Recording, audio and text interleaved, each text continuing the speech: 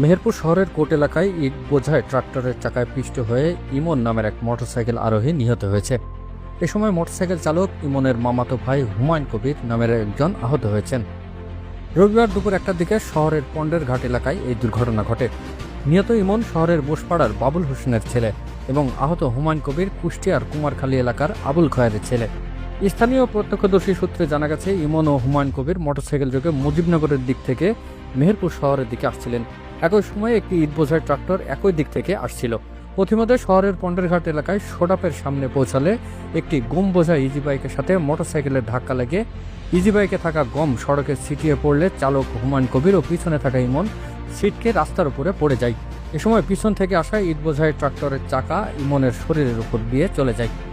গুরুতর আহত অবস্থায় ইমন ও হুমায়ুনকে স্থানীয়রা উদ্ধার করে মেহেরপুর জেনারেল হাসপাতালে নিলে কর্তব্যরত চিকিৎসক ইমনকে মৃত ঘোষণা করেন। আহত হুমায়ুন কবির বর্তমানে হাসপাতালে চিকিৎসাধীন রয়েছেন। এ ঘটনায় মেহেরপুর সদর থানার ভারপ্রাপ্ত কর্মকর্তা হুমায়ুন কবির জানান, দুর্ঘটনার খবর পেয়ে ঘটনাস্থলে পুলিশ পাঠানো হয়েছে।